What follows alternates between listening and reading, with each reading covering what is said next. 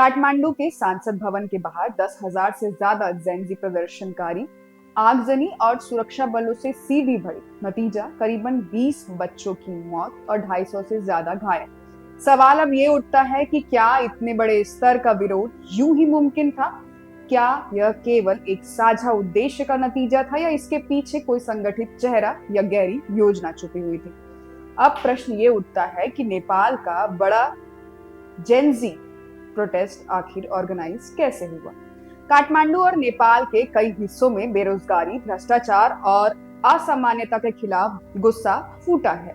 8 सितंबर को यह गुस्सा बड़े प्रदर्शन में तब्दील हुआ। इनमें से सबसे बड़ा मुद्दा बताया गया कि सोशल मीडिया बैन।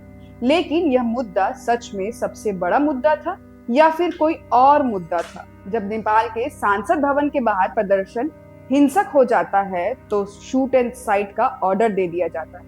स्कूल के बच्चों के सर पर गोली लगने से मौत हो जाती है और 100 से ज्यादा लोग घायल हो जाते हैं। हजारों अब भी ग्राउंड पर मौजूद हैं। इन हजारों चेहरे और नारों के पीछे एक संगठन है जिनका नाम तेजी से उभर कर आ रहा है। वह है हामी नेपाल। अंग्रेजी में हामी नेपाल को अपन वी नेपाल और हिंदी में हम नेपाल कहते हैं। हम नेपाल एक एनजीओ है।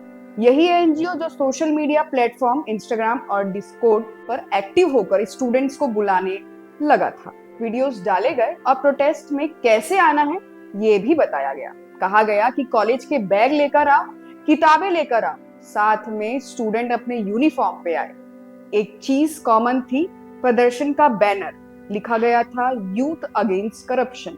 इसी बैनर के साथ प्रदर्शनकारी 8 सितंबर को मैदान पर उतरे। बैनर हामी नेपाल ने ही लॉन्च किया था। जब लोकल मीडिया रिपोर्टर्स ने टटोला तो पता चलता है कि काठमांडू में प्रदर्शन की ऑफिशियल परमिशन भी हामी नेपाल एनजीओ द्वारा ही मांगी गई थी। मगर प्रोटेस्ट की जो वजह नेपाल बता रहा है उस पर भी एक बड़ा राज छानबीन करने से पता चला। क्या नेपाल सरकार प्रोटेस्ट की वजह पर भ्रम फैला रही है? प्रदर्शन के शुरुआत से ही रिपोर्ट्स आती रही यह एक जेनजी प्रोटेस्ट है जिसका असल मकसद था सोशल मीडिया बैन का विरोध करना। एक रिपोर्ट से पता चलता है कि नेपाल सरकार इससे सोशल मीडिया बैन जो कि 26 प्लेटफॉर्मों पर लगाई गई थी उससे जोड़ रही है, पर असली बुलावा भ्रष्टाचार यानी करप्शन के खिलाफ था।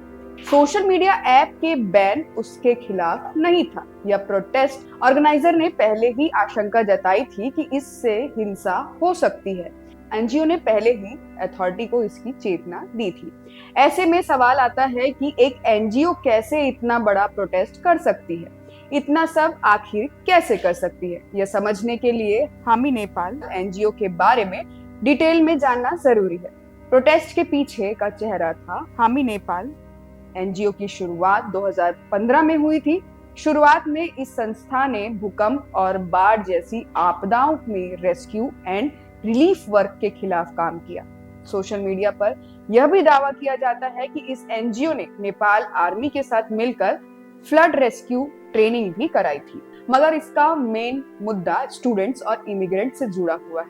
नेपाली छात्रों और प्रवासियों से जुड़े मुद्दे पर संगठन शुरुआत से ही बोलता आ रहा है।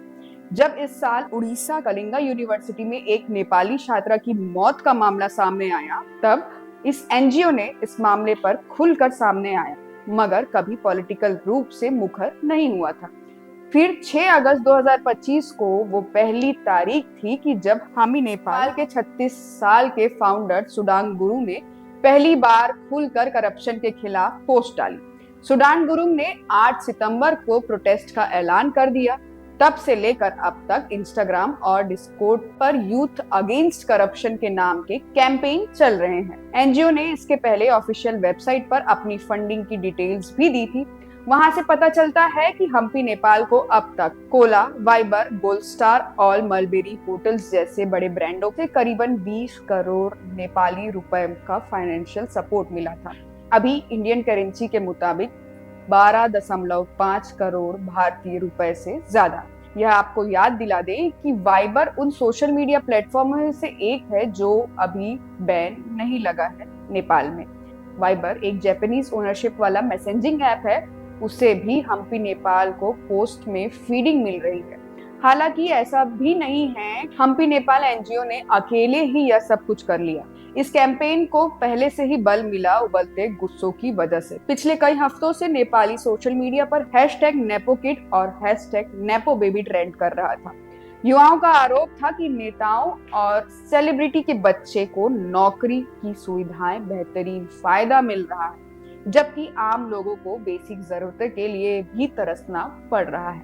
अब जब सोशल मीडिया प्लेटफॉर्म की नेपाल में एक्सेस पर पाबंदी लगाई गई, तो वीपीएन का इस्तेमाल किया जा रहा है। वीपीएन टेक्नोलॉजी से इंटरनेट पर आपकी लोकेशन बदली जा सकती है, जिससे आप जिन प्लेटफॉर्म का एक्सेस कर रहे हैं उन्हें पता नहीं चलेगा कि आप नेपाल के यूजर।